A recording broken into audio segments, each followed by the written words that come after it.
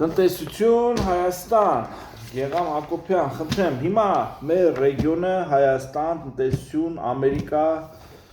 ինչ ասեմ, Իրան, Ռուսաստանսկ, սկսենք։ Մենք հաճախ լսում ենք գեոքաղաքականության մասին, եւ այլն հակասությունների Հայաստան, Ադրբեջան, Արաբիա, Թուրքիա, Ռուսաստան եւ այլն Եվրոսոյուզ։ Այդ համակարգային որ նայում ենք, բոլոր պետություններում այսօր բոլոր պետությունները առաջնահերթ շարժվում են տնտեսական շահով։ Երբ որ ասում ենք արտաքին քաղաքականության հիմնական մասը դա տնտեսական շահերն է։ Իսկ տնտեսական շահերը պահելու համար նույնիսկ օգտագործում են ռազմական ուժը։ Ռազմական ուժը դրա համար է պետք։ Առաջինը ինչի համար, որ իրենց սուվերենիտետը պահեն, սուվերենիտետը ինչի համար է պետք, որպեսզի իրենց պետությունը իրենց ժողովուրդը կառավարի, ոչ թե ուրիշը կառավարի, չէ՞։ Իրենց ժողովուրդը։ Բայց այդ սուվերենիտետը հիմքում ինչ է դրա տնտեսական հզորություն։ Եթե դու տնտեսապես ավ չես կարող քո երկիրը պահես, անկախ դրանից, ինչքան ուզում ռազմական զենք ունեցի, դու կախվածության մեջ ես ընկնելու։ Հաստատ։ Դու չես կարող։ Դա մա տնտեսական բաղադրիչը, դա հիմնակարային է, հիմնական է։ Պատկերացրեք, եթե Հայաստանը ընդեր շատ մեծ շուկա, հզոր տնտեսություն ուներ, ու ասենք այս մեր գոնե ռեգիոնում, մեր Հայաստանի հետ բոլորը ակտիվ առևտուր անեին, առնեին մեր ապրանքները, բան, գնալ, գալ, ու մտքով պետք է ասեն վերեք Հայաստանի վրա հարձակվեք։ Իրենք իրենց վնաս կտային։ Եթե մեզանից կախում ունեն տնտեսական։ Արդեն տնտեսական զարգացած երկիր է, դա անվտանգություն է։ Լսեցիք։ Դա արդեն անվտանգություն։ Տնտեսություն էդի հազարատ բանակ արժող։ Եթե դու մի չէ ինքդ գնաց ուրիշներին գրավես, բայց դու հզոր տնտեսություն ես, դա արդեն անվտանգ ես հաշվի։ Նաև այն առումով, որ դու ունես միջոցներ ցանկացած բանի ինչ քանակի պետք է զենք ստեղծելու բանակ ունենալու։ Եթե դու չունես հնարավորություն միջոցներ, մնացածը երազանք է։ Հասկանու՞մ, մենք միշտ ասում ենք, բերեք միանանք, հա, միանանք, բայց պետք է միանանք ինչի շուրջ, ինչ-որ կոնկրետ ծրագրի, գաղափարի շուրջ։ Ինչի շուրջ միանանք։ Պրոստը տակ մարդիկ չեն միանում։ Այդ միանանքը տնտեսական ռելսերի վրա ո՞նց անենք։ Պետք է ընդհանուր գաղափար լինի։ Հիմա հարցն է Հայաստանը համաշխարհային տնտեսության մեջ ով է, ինչ է, ինչ դեր է խաղում, ինչ ազդեցություն կա իր վրա, ինքը ինչ ազդեցություն ունի, ինչ պետք է անի, որ ինքը հզորանա։ Հարցը հասարակ հարց չի։ Շատ դժվար հարց է։ Կոմունիկացիոն երևի։ Հիմա ասենք Ամերիկայում տեղի ունեն այս երևույթները։ Պարզը Ամերիկան մտածում է իր տնտեսությունը կարգավորի։ Ոչ ինքան չի է դարձնում այսօր, ոչ Հայաստանը, ոչ մյուս առանձնապես։ Ինչպես բոլորին։ Այո, ինչպես բոլորին։ Եթե հնարավորություն ունես փորձի, եթե հնարավորություն մի բանով օգտվել, էլի փորձեն օգտվել։ Բայց դա պարզը Հայաստանից առանձնապես ոչինչ։ Այսօր Հայաստանի հիմնական ռեսուրսները Ռուսաստանի ձեռքում են։ Դա այսօր գաղութ են Ռուսաստանը։ Հա, մենք լրիվ գաղութային տնտեսություն ենք։ Կարող եմ վստահությամբ ասեմ 80% հայկական բոլոր ստրատեգիական օբյեկտները ու ռեսուրսները, հանքային հանածություններով, ամեն ինչով գտնվում Ռուսաստանի կամ Ռուսաստանին աֆիլիրованные էլեկտրոցանցեր, աֆիլացված ընկերությունների ձեռքը։ Հետևաբար մեր մոտ սուվերենիտետ չկա։ Սուվերենիտետը դա քաղաքական պրոցես լոզունգ չի։ Սուվերենիտետ ունենում է այն երկիրը, որը ինքը կարող է առաջինատի սուվերեն տնտեսական որոշումներ կայացնի ու տնտեսական միջոցներով իրեն ապահովի, սուվերեն։ Բայց եթե պատկերացրեք մենք հանկարծ խենք վախենում ենք դուրս գանք յատրից, հարց կարելի է տալ պարոն Փաշինյան։ Ասեք ի՞նչ եք վախենում դուրս գալ յատրից։ Ոչ չի շահը որ ատոմային բոմբա մեր վրա գցելու Ռուսաստանը, չէ՞։ Դա աբսուրդ է, չէ՞։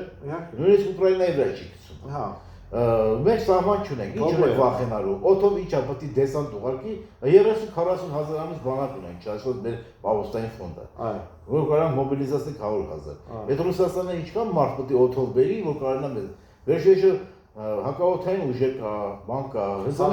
հենց հեշտ չի, չէ՞։ Հասկանում եք, չէ՞։ Դες մենք այն թշնամին չենք, որ Ռուսաստանը բամբարդիրովչները մեզի դերից բամբի տան, չէ՞։ Ինք չունի ամ։ Եթե դաժե դրան էլ հասնի, դրան էլ միջոցներ կան, չէ՞, կանցով։ Հիմա ի՞նչ նախագահ Բայց ինչ են վախենում։ Վախենում են այնքան մեծ կախվածություն ունեն տնտեսական,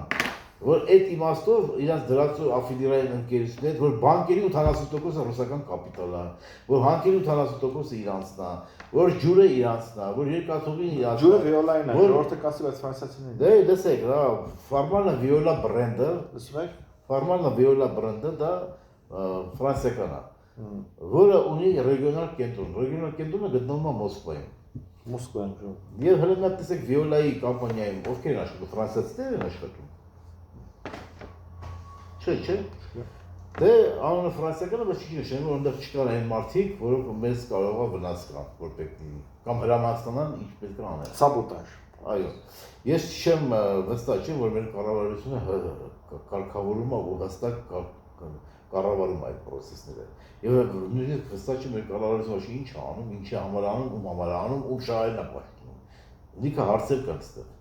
Ես չեմ կարող պնդեմ, չունեմ ինֆորմացիա մեղադրելու, բայց ես որ տենում ինչ որ անհասկանալի երևույթներ են։ Հասարակ օրինակ բերեմ, Հայաստանի ֆինանսական շուկան մոտավորապես բանկերի ակտիվներով եթե հաճախեք, որտեղ մենք չունենք նորմալ բորսա, արժեթղթերի շուկա չունենք նորմալ, մենք ունենք պետական պարտատոմսեր որոշակի, հայկական դրամով եւ ունենք ասենք բանկային վարկերի շուկա։ Էտա։ Մեր բանկերի ակտիվները կազմում է 25-26 միլիարդ դոլար։ Բայց ժամանակին եղել է 10-12 միլիարդ։ Ինչը հաշվին է մեծ ասես վերջի 3 տարում, կարա՞ք ասեք։ Ռեքսպորտ։ Ոչ։ Էլի մասնակի ռուսական կապիտալն է, մասնակի սպեկուլյատիվ միջազգային կապիտալն է, այստեղ։ Ինչ է անում։ Ես դրա մասին գերեմ։ Համաշխարհային ֆինանսական աշխարհորական սպեկուլյատիվ կապիտալը շատ հզոր է։ Մասշտաբները տրիլիոն դոլարներ են, մասշտաբները, ազատ սպեկուլյատիվ կապիտալ, որ ոչ արտադրության մեջ է պետք, ոչ առևտրի մեջ է պետք դնել, որ պրոստը միայն ֆինանսական գործիքների մեջ են օգտագործվում, ասենք վարկ են տալի, տոկոսի տակ են դնում, արժեթղթեր են առնում ծախում եւ այլն, ասենք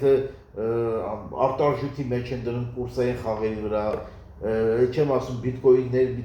այդ կրիպտովալյուտա, այդ դրանք սա ֆինանսական շուկայում ֆինանսական սպեկուլյատիվ կապիտալ է դա։ Այն ազատ միջոցներն են, որ հանգար դրանք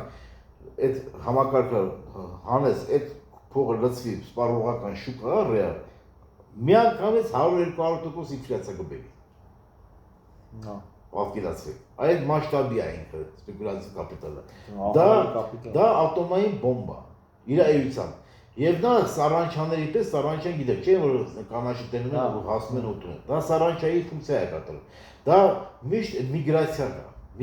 նրանք միշտ ման են գալի, որտեղ կա ուտելու բան, որ գնան ուտեն, գնան խժրեն։ Ու ման են գալի թույլ շուկաներ, չպաշտպանված շուկաներ, որ մտնեն ու հարցակեն այդ շուկաների, այսպես ասած, ազգային եկամուտը ուտեն։ Ուտելը դա չի նշանակում գալիս են, պրոստը նստում են մեշոկները, քո ցորենը կամ չգիտեմ ինչը ու տանում են, չէ՞։ Իրանք տանում են քո շահույթը փողի ձևով։ Երբ որ փողի ձևով քո շահույթը տանում են սպեկուլյացիաներով, քո մոտ առաջանում է բյուջեի դեֆիցիտ։ Պայթում է դες։ Չէ, դեֆիցիտ է առաջանում բյուջեում։ Հետո պետությունը ասում է դեֆիցիտը ո՞նց են փակում։ Ինքը նորից պարտք է եկալու։ Սկսում է իր պարտքերը ավելացնել։ Դա Հայաստանի պարտքը վերջի տարում 6 միլիարդ դոլարով ավելացել է։ 7։ Ну, плюс-минус։ 10-14 միլիարդ։ Մոտավորապես։ Հիմա հարց եմ տալի, տարեկան 1 միլիարդեր բյուջեն վճարում է միայն տոկոս։ Այդքանով հանդերձ Հայաստանը 750 միլիոն այսքանի մի ամսվա մեջ նորից վերցրել է պարտատոմսը եվրոբոնդերը վաճառել 750 միլիոն դոլարի 7.5%-ով։ Երբ որ միջի տոկոսադրույքը 5% է, 4.5% է հիմա եվրոբոնդերի 7.5%։ Այսինքն դա նշանակում է այստեղ շատ ուժեղ միջազգային carry trade, այսպես ասած սպրեդների վրա խաղացող սպեկուլյանտների համար լավ բան է, իրավիճակը բարենպաստ։ Իսկ թանկ փող են վեկանում ժողովուրդ, շատ թանկ։ Ոչ թե միայն վեկանում են, նայեք, հիմա ես կողքերից օրինակ բերեմ, carry trade-ը ոնց է աշխատում։ Ճապոնական յենով վարկերը 1% են։ Մեծ ֆինանսական համակարգը միլիարդ դոլարներով ճապոնական բանկերից վերցնում 1%-ով վարկ, բերում է այդ վարկը յենը ծախում է միջազգային շուկայում, ֆորեքսում կամ ինչ-որ մտեղ, նիվաժնը, ծախում է դարձնում է դոլար։ Ու այդ դոլարը ցանկացած աշխարհի որտեղ ինքը կարող մտնի շուկա։ Ու գալիս է, ասեք, պատկերացրեք, դրանից մի քանի միլիարդը գալիս է Հայաստան։ Բերում է ինչ-որ մարդկանց միջոցով, ինչ-որ կամպանիաների միջոցով, նիվաժնը։ Գալիս է, ինչ է անում։ Գալիս է հայկական պարտատոմսեր առնում։ 12% տարեկան եկամուտ։ 1%-ով վարկ ընդեղ վերցնում է 12%-ով։ Եվ ամենակարևորը, բացի այդ որ ինքը 1%-ով վերցնում է 12% է ստանում։